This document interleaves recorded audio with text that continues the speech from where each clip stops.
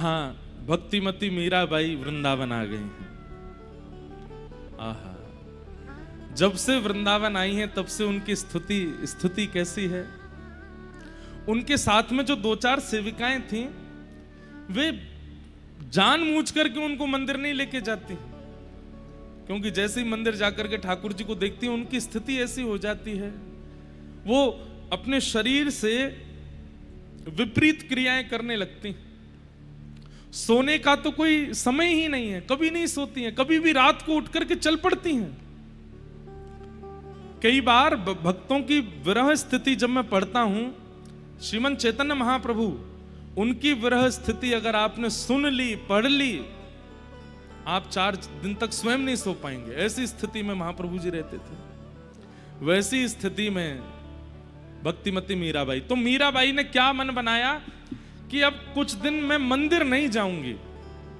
ध्यान से सुनिएगा, क्योंकि मंदिर में जाती वो बेहोश होती हैं, या तो वो नाचने लगती हैं, या तो वो गाने लगती हैं, या तो वो ऐसी स्थिति में आ जाती हैं कि आसपास के सब लोग, कोई उनको पागल कहने लगता है, कोई उनको कुछ कहने लगता है, कुछ कुछ भाव कहने लगता है। अब बाईसा को तो उससे कोई फर्क नहीं पड़ता, पर साथ में जो सेविकाएं हैं उनको बहुत कष्ट होता है कि आप ऐसे नहीं किया करो। सब लोग ऐसे बात बनाते हैं। एक बार बाईसा श्रीनाथ जी के सामने पहुंची।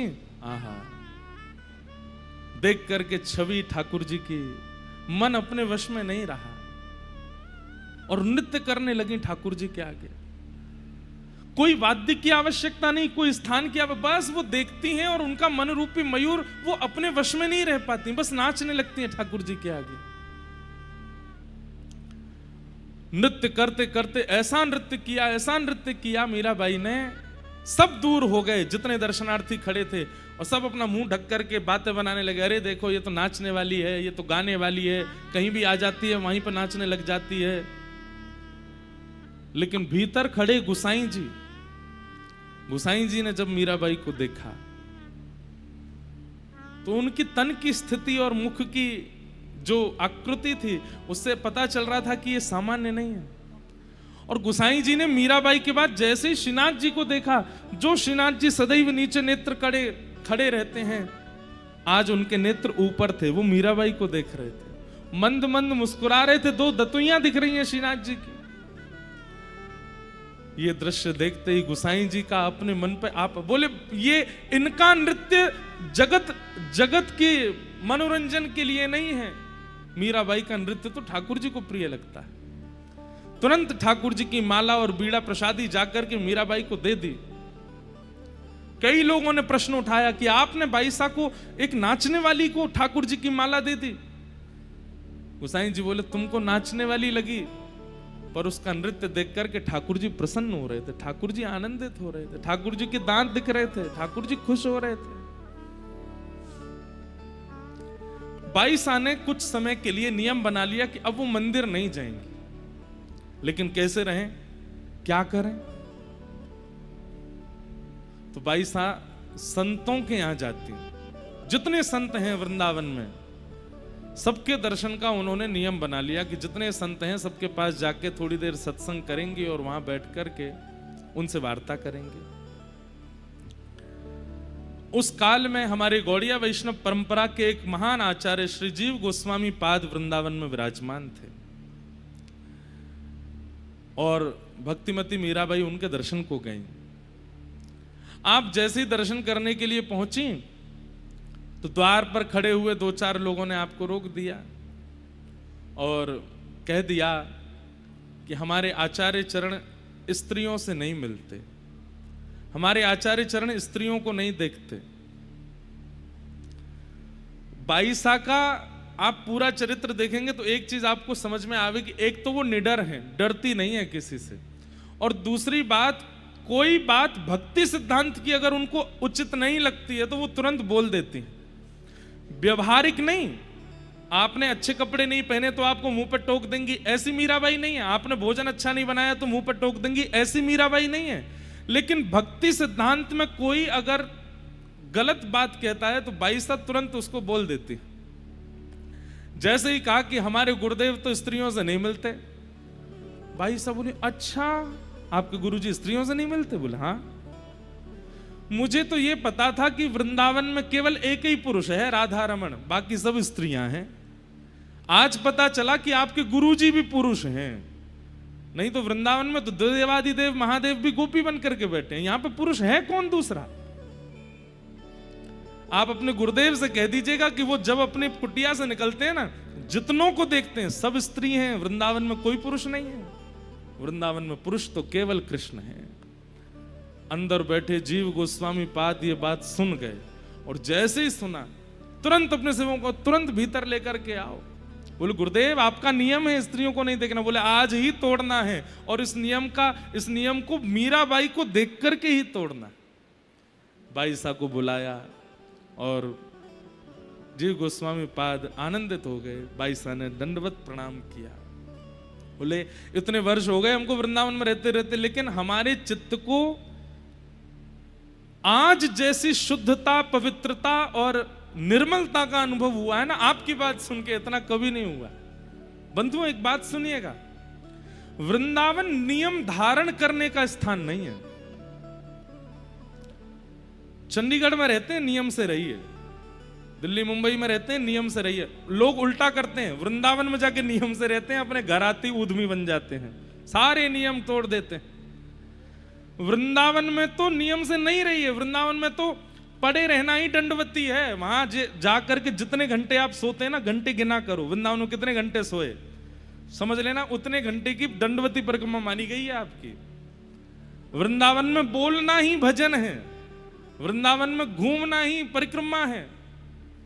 वृंदावन में नियम धारण करने का स्थान नहीं है।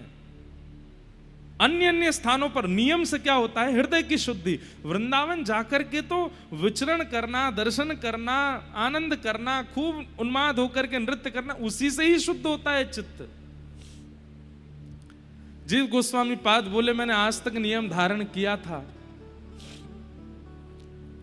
लेकिन आज तक मुझे ठाकुर जी का अनुभव नहीं हुआ।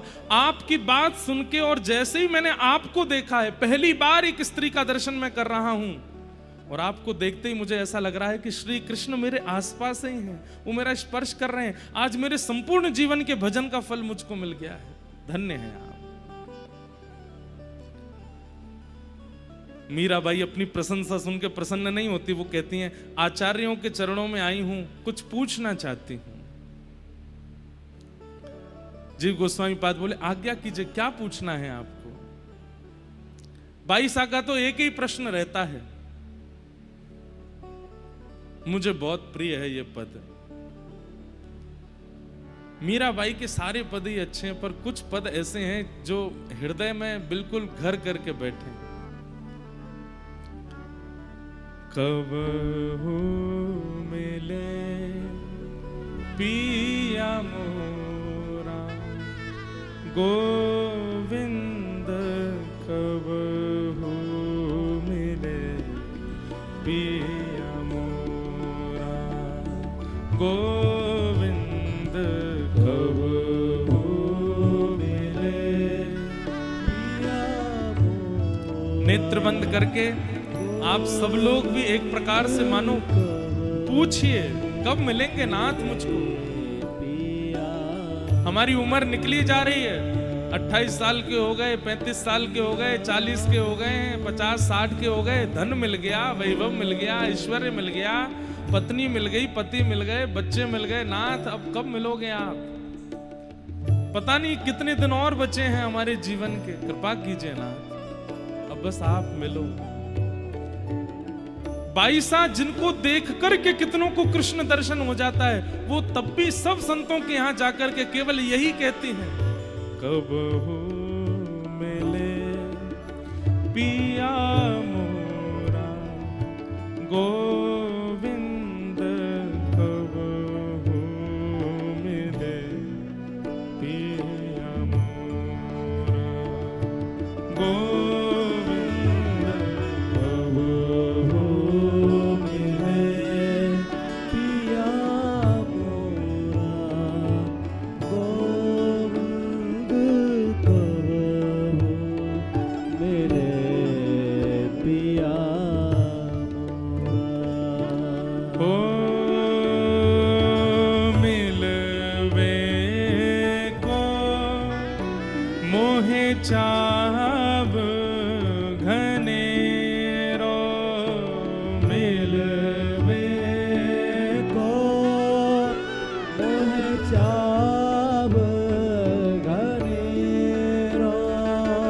मिलवे को मोहे चाहब घनेरो, मिलवे को मोहे चाहब घनेरो।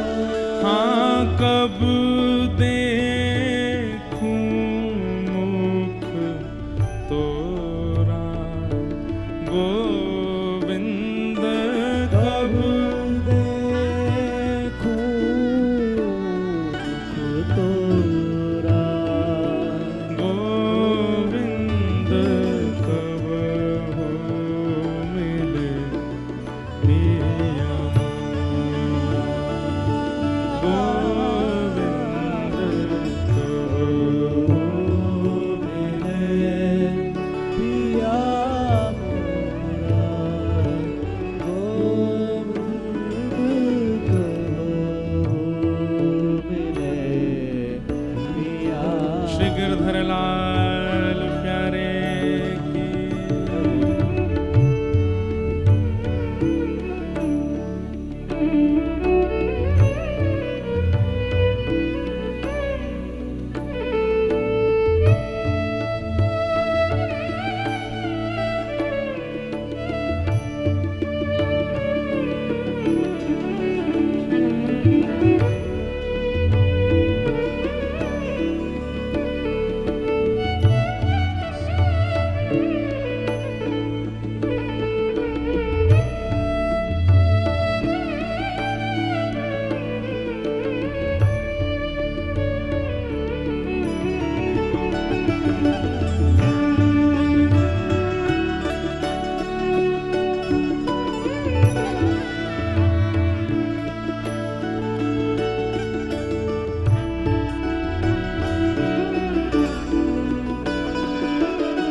किसी ने मीराबाई से पूछा है, अगर ठाकुर जी आपको मिल गए तो आप क्या करोगे?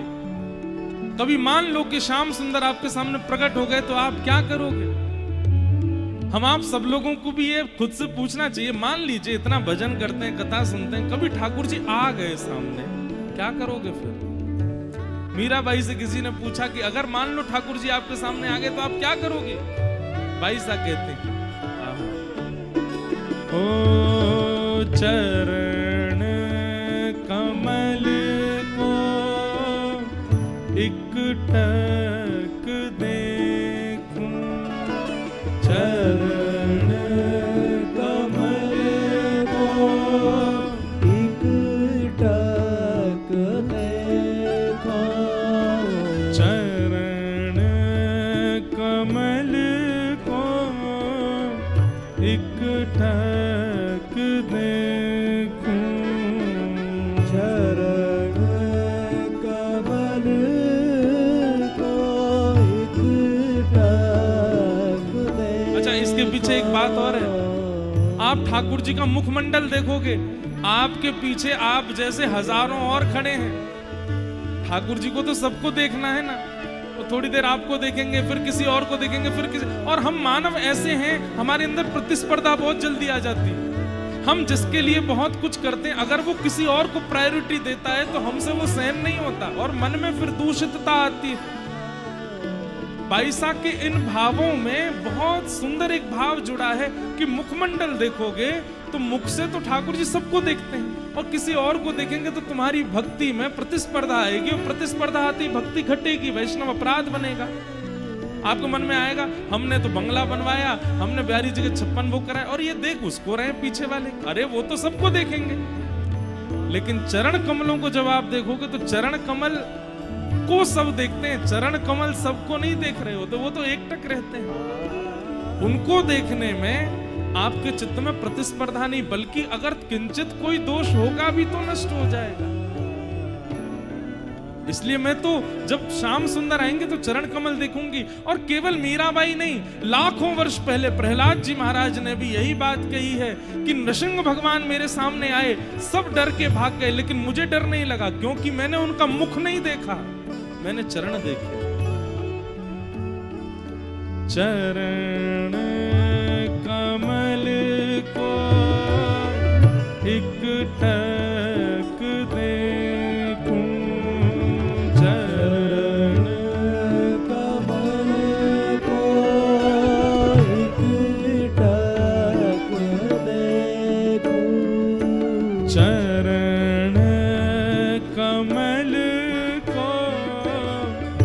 हंस हंस देखूं, चरण कमल को हंस हंस देखो, राखूं नैना मेरा गोविंद, राखूं नैना मेरा गोविंद, कब हो मिले पिया मोरा, गोविंद कब हो मिले पिया मोरा, गोविंद कब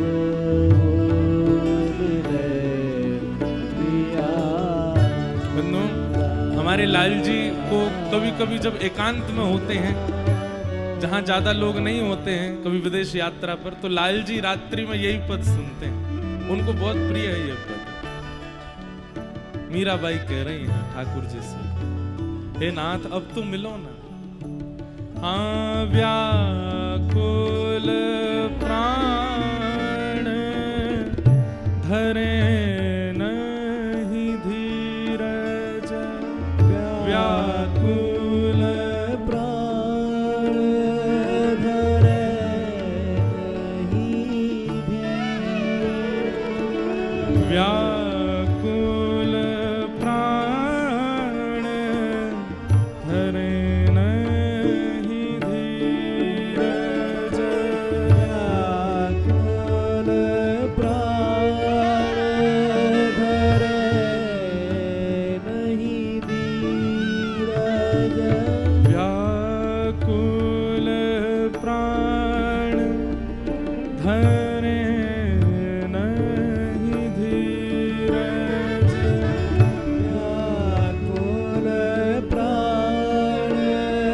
धरे नहीं धीरज, ओ कब देखूं मुख तोरा, गोविंद कब देखूं मुख तोरा, गोविंद कब हो मिले पिया मोरा, गोविंद कब हो मिले पिया मोरा, गोविंद कब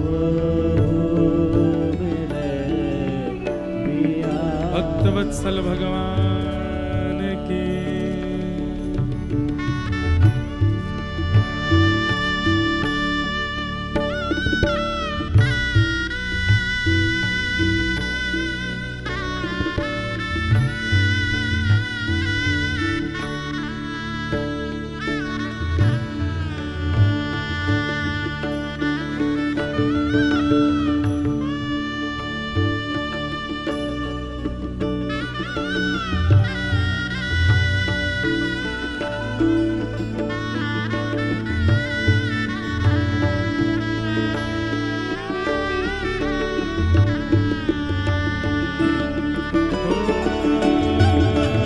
मीरा के प्रभु गिरधर नागर, प्रभु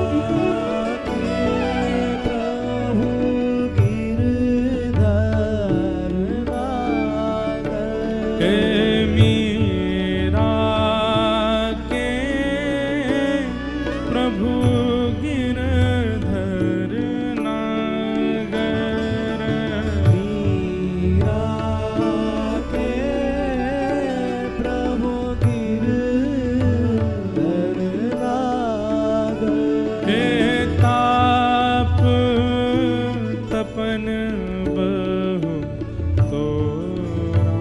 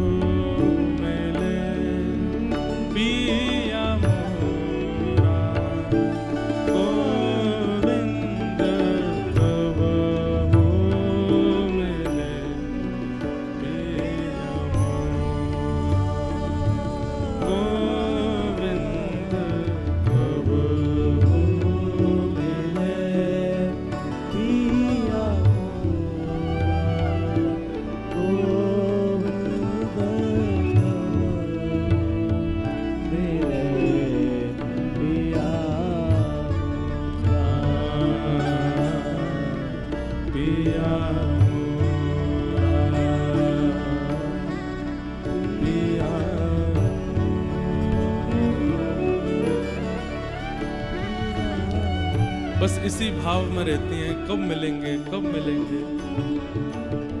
धीरे धीरे भावावेश इतना प्रगाढ़ होने लगा मीराबाई का। अब तो मीराबाई कभी भी उठ करके चल देती हैं, कभी यमुना तट पर मिलती हैं, कभी सेवा कुंज में मिलती हैं, कभी निधिवन राज में मिलती हैं। उनके साथ में रहने वाली सब सेविकाएं केवल ढूंढती रहती हैं। ढूंढते ढूंढते जब पहुंचती हैं तो कहती हुई पाती हैं, श्याम सुंदर अभी अभी नाव लेकर के सब गोपी और किशोरी जी के साथ यमुना विहार को गए, मैं आने में विलंब कर गई, मुझे यहीं छोड़ गए। कभी सेवा कुंज में मिलती हैं, यहाँ श्याम सुंदर रास विहार कर रहे थे और रास में सब दर्शन कर रही थी। जैसे ही मैं श्रृंगार करके पहुंची, मैया यशोदा ने टेर लगाए करके लाला बुलाए लिए, ठाकुर जी चले गए, सखियां अपने घर चली गई, मेरे संग रास नहीं भयो। कभी दौड़ करके गिरिराज जी चली जाती हैं वृंदावन से और वहां श्री गिरिराज जी की तलहटी में बैठी हुई मिलती हैं। 4-4 दिन तक मीराबाई का पता नहीं चलता कि वे कहां हैं। ऐसी भावावेश भाव स्थिति में जा चुकी हैं। अब तो स्थिति ऐसी हो गई, पूरे दिन बैठे बैठे ज्यों ज्यों दिन बढ़ रहे हैं त्यों त्यों उनका विरह बढ़ता जा रहा है। सब सखियां उन्हें कहती हैं, आपने 4 दिन से कुछ नहीं पाया है, आप कृपा करके कुछ पा लीजिए। बाईसा कहती हैं, मैं कैसे पालूं, श्याम सुंदर को देखे बगैर कैसे पालूं। कहीं मैं पाने में व्यस्त हो गई और वो आ गए तो, अरे वो एक क्षण ही रुकते हैं, कहीं मैंने एक क्षण भी गवा दिया तो। सखियां अब कैसे करें, तो बोल देती हैं, श्याम सुंदर कह के गए हैं बाईसा अगर भोजन कर लेगी तो मैं आ जाऊंगा। ऐसा कह के गए श्याम सुंदर, मैं प्रसाद पाऊंगी तो आ जाएंगे। बोले हाँ आ जाएंगे। अरे जल्दी लेके आ, राधा वल्लभ जी की प्रसादी लेके आ, सेवा कुंज की प्रसादी लेके आ, सब मंदिरन की प्रसादी ला, मैं अभी पालूंगी, ऐसा बढ़िया चकाचक पाके रखूंगी, श्याम सुंदर आएंगे ना फिर। बोले हाँ आएंगे। ऐसे बहाने लगा करके भोजन पवाती। कभी कहने लगती हैं, श्याम सुंदर आए थे कह गए थे, बोले मीराबाई सोएगी तो मैं आऊंगा। तुरंत चद्दर ले लेती हैं, मैं अभी सोने जा रही हूं, अभी सो जाती हूं, अब आ जाएं तो मुझे उठा देना, वो आएंगे ना मेरे सोने से। बोले हाँ आएंगे। ऐसे बहाने दे दे करके बाईसा से क्रिया करवाती हैं। बंधुओं, प्रेम मार्ग बहुत कठिन है। या तो केवल भक्ति मार्ग तक ही रहिए, प्रेम मार्ग में प्रवेश करने की स्थिति मत रखिए। कहीं प्रेम मार्ग में प्रविष्ट हो गए तो फिर संसार के व्यवहार, नियम और रिश्तेदारी और जितने भी ये प्रपंच हैं, इनका निर्वहन आपसे हो नहीं पाएगा। परंतु बाईसा भले ही इतने विरह भाव में रहती हैं, पर बड़े बड़े संत बाईसा का दर्शन करने के लिए आते हैं। वो संस्कृतज्ञ नहीं है, वो बहुत पढ़ी लिखी नहीं है, लेकिन बाईसा बैठ करके जब ठाकुर जी के भाव में कीर्तन करती हैं, बड़े बड़े ज्ञानी जन उनको देख करके भक्ति में तल्लीन हो जाते हैं। एक बार बादशाह अकबर ने भी मन बनाया कि मैं मीराबाई के स्वर सुनने के लिए जाऊं, और तानसेन को साथ में लेकर के रूप बदल करके बादशाह अकबर और तानसेन दोनों आए। रोज संकीर्तन करती थी मीराबाई, तो कई सारे वैष्णव चारों तरफ से घेर के बाईसा को बैठते थे और हाथ में करताल लिए, कभी एक तारा लिए, ऐसा स्वर गूंजता था मीराबाई का। सब आनंदित विभोर, किसी के नेत्र ऐसे नहीं होते थे जिनमें अश्रु ना हो। और जब मीराबाई नृत्य करती थी तो ऐसा कोई होता नहीं था जो नृत्य ना करे। कहां तक कहें, वृंदावन के सघन कुंज के बंदर भी दूर दूर बैठ करके बाईसा को देखते और उनके नेत्रों से भी अश्रुपात होता था। ऐसा बाईसा का कीर्तन। बंधुओं, जिस प्रकार हम जो भी भोजन करते हैं वो धीरे धीरे हमारे मुख पर, हमारे शरीर पर अंकित होने लगता है, दिखने लगता है, तेज के रूप में, त्वचा के सुंदरता के रूप में, जो भी बात कहो। ऐसे ही भजन, भक्ति चित्त में कैसी है वो कई बार आपके मुख से प्रदर्शित होने लगती है। और सबसे बड़ी बात, भक्ति को प्रकट करते हैं नेत्र, नेत्रों से प्रकट होती है। महापुरुषों के आप नेत्रों में ज्यादा देर आंख मिला करके बैठ नहीं पाओगे। मैं अपना अनुभव बता रहा हूं। बड़े बड़े महापुरुष सामने बैठे हों और आप टकटकी लगा करके अगर उनके नेत्रों को देखना चाहोगे, आप देख नहीं पाओगे। आपके नेत्र स्वयं मना करेंगे कि नहीं, ये तेज सहने की हम में क्षमता नहीं। आप ठाकुर जी से नेत्र मिला सकते हो, लेकिन वैष्णवों से नेत्र नहीं मिला पाओगे। क्योंकि भक्ति ऐसी होती है कि वो कई बार आपकी त्वचा, आपके नेत्र, आपकी वाणी, आपके आसपास के वातावरण में प्रकट होने लगती है, और उस वातावरण का जो स्पर्श करता है सब भक्त होते चले जाते हैं। मीराबाई का स्वरूप ऐसा है कि जो देख लेता है उसके चित्त में अनायास भक्ति प्रकट हो जाती है। अरे हमें तो कथा सुना करके कृष्ण का परिचय देना पड़ता है, तब भक्ति होती है, पर मीराबाई को देख करके तो बिना परिचय के भक्ति हो जाती है। उसके बाद व्यक्ति व्याकुल होकर ढूंढता है कि मीरा जिस कृष्ण को पुकार रही है वो कौन है, उनकी कथा सुनाओ। वक्तागण भी कहते तुम रो कैसे सकते हो बिना जाने? बोले पता नहीं, जब से मीराबाई का कीर्तन सुना है तब से ये स्थिति हो गई है। इसका मतलब क्या है?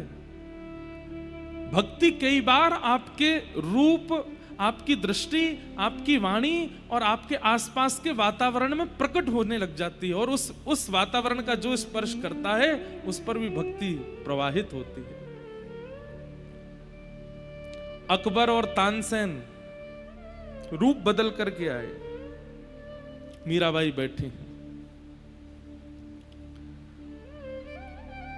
इसको कोई चमत्कार मत समझिएगा, कोई तंत्र नहीं था मीराबाई के पास। पर सभा में जब मीराबाई गाती थी तो नेत्र बंद करके गाती थी, नेत्र नहीं खोलती थी, चाहे कितनी भीड़ बैठी हो। पर जब अपना कीर्तन विश्राम करती तो एक दृष्टि घुमा करके सबकी ओर देख लेती थी। आज बाई साहब कीर्तन नहीं कर रही हैं, बस बैठी हैं, और तानसेन और अकबर वो स्वर ही सुनने आए थे मीराबाई का।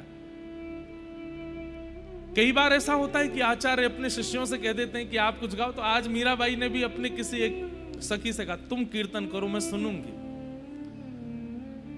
और सुनने के बाद में सब आनंदित हो गए। तो बाई साहब ने बस एक बार दृष्टि घुमा करके देखा, रूप बदल के बैठे अकबर और तानसेन। उस समय में चित्र नहीं होते, कौन जाने कि बादशाह अकबर है, पर एक बार दृष्टि घुमा करके देखा और तुरंत बाई साहब पहचान गए।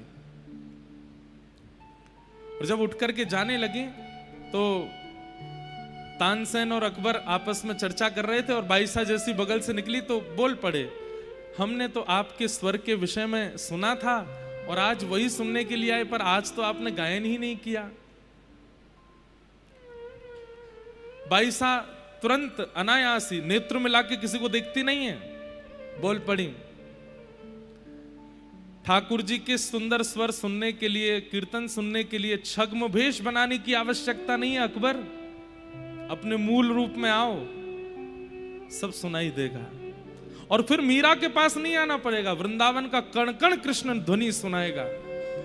ये छद्म भेष बना करके कभी वैष्णवों के पास मत जाना। अकबर तो घबरा गया, तानसेन से बोला इनको कैसे पता कि मैं अकबर हूं?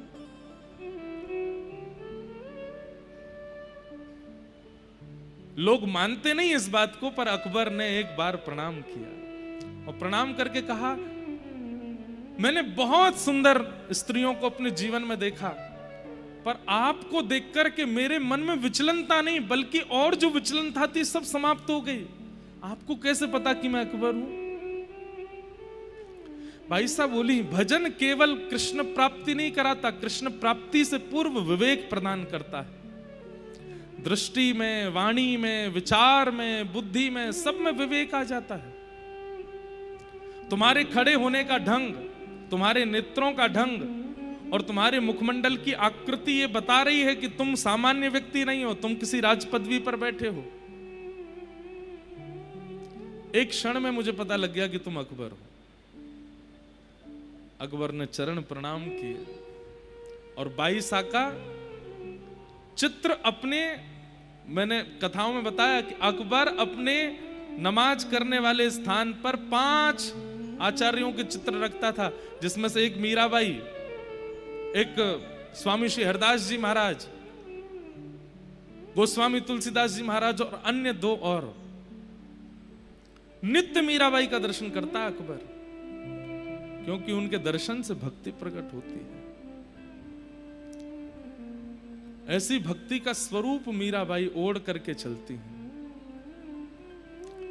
परंतु बंधुओं, ठाकुर जी ने भी एक अद्भुत ही लीला की है मीराबाई के साथ। इतना विरह, इतना प्रेम, इतनी व्याकुलता, इतना सब कुछ करने के बाद भी अभी तक ठाकुर जी मिले नहीं बाई साहब को। और एक दिन रात्रि में मीराबाई सोई थी, तभी मधुर वेणु की ध्वनि सुनाई दी वृंदावन में। थोड़ी देर बाद नूपुरों की ध्वनि सुनाई दी। थोड़ी देर बाद द्वार पर मानो किसी ने करुण स्वर में कहा हो, माधवी, अरे मैं तेरी प्रतीक्षा कर रहा हूं, जल्दी आ। मीरा नहीं कहा, माधवी कहा। सब सहचरियां सखियां सोई हैं। मीराबाई तुरंत उठ करके बैठ गई। अपना द्वार खोला तो बाहर कोई नहीं था। निकल पड़ी, कहां जाना है कुछ पता नहीं। कभी जमुना जी की ओर जाती हैं, कभी कुंज की ओर जाती हैं, कभी गिरिराज जी की ओर मुड़ जाती हैं। हार गई, थक गई। एक वृक्ष की ओट में जाकर के रोने लगी, हे श्याम सुंदर, अब मुझ में क्षमता नहीं है सहने की। अब पीड़ा मत दो, अब कृपा करो। मेरे प्राण पखेरु उड़ जाएंगे, मैं भी एक मानव हूं, थोड़ी दया करो मेरे ऊपर दयानाथ, अब मुझसे सहन नहीं हो रहा है। और तभी दिव्य स्वरूप, ऐसी अद्भुत सुगंधी, ऐसे अद्भुत पोशाक, मुख की कांति इतने आकर्षण में कि कोई देख ले तो न्यौछावर हो जाए। चलती हुई एक सहचरी वहां पर आई। कोई और नहीं है, श्री ललिता जी। और ललिता जी आकर के अपना हाथ पसारती आगे, माधवी चल मेरे साथ, श्याम सुंदर बुला रहे हैं। मीराबाई उठ करके देखने लगी और रूप लावण्य देख करके पहले तो मोहित हो गई, इतना सुंदर कभी देखा नहीं। हाथ पकड़ लिया और चलने लगी और धीरे धीरे पूछने लगी, आपने मुझे माधवी क्यों कहा? मैं तो मीरा हूं ना। ललिता जी हंसने लगी, अरे तू जाने ना है, चल अंदर। और जैसे ही एक निकुंज में लेकर के गई हैं, असंख्य गोपियां वहां खड़ी हैं। कोई चमड़ डोरा रही है, कोई बीड़ा हाथ में लेकर के खड़ी है, कोई पीकदानी लेकर के खड़ी है, कोई वीणा बजा रही है, कोई सारंगी बजा रही है, कोई अलाप लगा रही है। अद्भुत सघन कुंज। और जैसे ही मीराबाई प्रवेश करती हैं, सब आपस में काना पूछ, अरे माधवी आ गई, हमारी माधवी आ गई। मीराबाई सबको देख रही हैं, हाथ पांव कांप रहे हैं, नेत्रों से अश्रु प्रवाह हो रहा है। फिर पूछती हैं, ये सब मुझे माधवी क्यों बोल रहे हैं?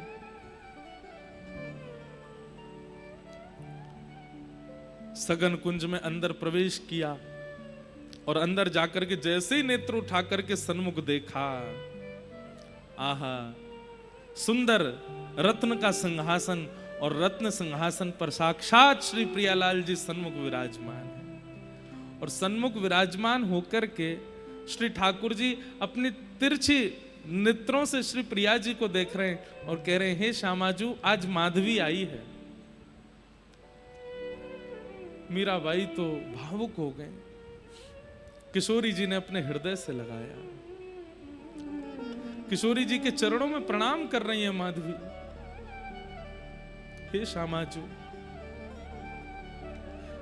आज आपने कृपा करके मुंह पे अनुग्रह किए हुए जो मुकु यहाँ कुंज में, ये तो मुंह पे कृपा करे ही नहीं है।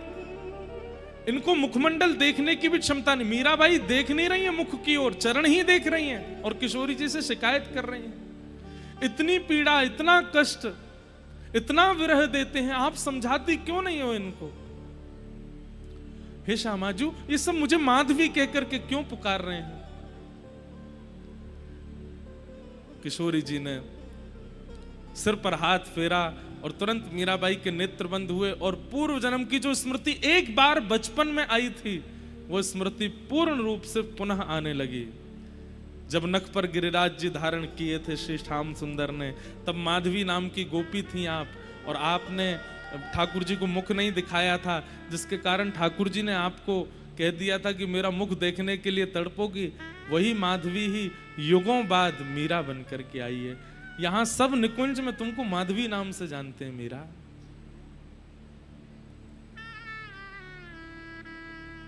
आज मीराबाई को भी साक्षात निकुंज का दर्शन किशोरी जी की कृपा से हुआ है। लाडली जी ने अनुग्रह करके मीराबाई को बुलाया, चरण पकड़ लिए। आज तक तो कृष्ण माधव गोविंद मधुसूदन मुरारी कह करके, गिरधर कह कह करके नाची हैं, परंतु आज किशोरी जी के चरण पकड़ लिए। मुक्ति भुक्ति ना मागत केवल, मुक्ति भुक्ति ना मागत केवल, अपनो जान संभालो किशोरी राधे। अपनो जान संभालो किशोरी। कुछ नहीं चाहिए किशोरी जी, मुक्ति नहीं चाहिए, भुक्ति नहीं चाहिए, बस एक चीज चाहिए। क्या? अपनो जान संभालो किशोरी राधे। अपनो जान संभालो किशोरी राधे। मुझे तो भरोसा है तेरो री किशोरी राधे। मोहे तो भरोसा है तेरो रे किशोरी राधे। साधन हीन दीन में राधे, साधन हीन दीन में राधे। तुम करुणामयी प्रेम अगाधे, तुम करुणामयी प्रेम अगाधे। मुझे तो भरोसा है तेरो रे किशोरी राधे। मोहे तो भरोसा है तेरो रे किशोरी कहते हैं राधे। मीराबाई का श्रृंगार किया है सब सखियों ने, और श्री ठाकुर जी ने फिर वहां रास किया, और रास में मीराबाई को साथ में मुख्य सखी के रूप में ठाकुर जी ने रास किया। और रास करने के पश्चात आप लोग अब सोच रहे होंगे कि अब तो मीराबाई का जीवन सफल हो गया, लेकिन नहीं, ठाकुर जी तो अभी और विरह देना चाहते हैं। रास विश्राम होते ही ठाकुर जी और किशोरी जी के चरणों में श्री माधवी बैठी है। ठाकुर जी कहते हैं मीराबाई आज बड़ी प्रसन्न है, दोनों के चरण स्पर्श कर रही हैं, बड़ी आनंद में है। बहुत दिन बाद आज मीराबाई बहुत प्रसन्न है, और प्रसन्न क्या, सर्वनिधि मिल गई उन्हें। लेकिन ठाकुर जी तुरंत कहते हैं माधवी अब तोकू वापस जानो पड़ेगो। ये सुनते ही मीराबाई पुनः भावुक हो गई, चरण पकड़ ली, अब मत भेजिए, मैंने बहुत सह लिया है नाथ, अब मुझ में सामर्थ्य नहीं है, आप क्यों इतनी पीड़ा मैंने ऐसा क्या अपराध कर दिया कि आप मुझे इतनी पीड़ा देते हैं? ऐसा कौन सा दोष लगा है मुझे, ये बताइए। आज जब मैं निकुंज में आ चुकी हूं, सब प्राप्त हो गया, फिर मुझे वापस क्यों भेजने की जिद आप कर रहे हैं? ठाकुर जी ने माधवी के सिर पर हाथ रख के कहा, अपने बारे में विचार मत करो माधवी, तुम मीरा हो और तुम्हारे कारण ना जाने कितनों को प्रेम लक्षणा भक्ति का अनुभव हो रहा है। अभी वृंदावन में कई रसिक, कई भक्त और कई महापुरुषों को तुम्हारे दर्शन की आवश्यकता है, और तुम्हारे भजन और तुम्हारे भक्ति के प्रचार से कितनों को भक्ति प्राप्त होने वाली है। अपना विचार मत करो, ये स्वार्थ भाव चित्त में मत लाओ, तुम पर कल्याण होगा। मैंने तुम्हें अभी दर्शन करा करके केवल विश्वास प्रकट कराया है कि मैं तुमसे मिलूंगा, तुम व्यथित मत हो, विचलित मत हो। लेकिन अभी तुम्हारा कुछ दिन का जन्म शेष और है, अभी तुम्हें जाना पड़ेगा, अभी कुछ और लीलाएं करनी हैं, अपने दर्शन और अनुग्रह से तुम्हें औरों को अभी कृतार्थ करना है, उसके बाद तुम्हें हमारी प्राप्ति होगी। मीराबाई बहुत व्याकुल हो गई। ललिता जी आई, बाईसा खूब रो रही हैं, नहीं जाना है, परंतु लेकर के निकुंज से गई हैं।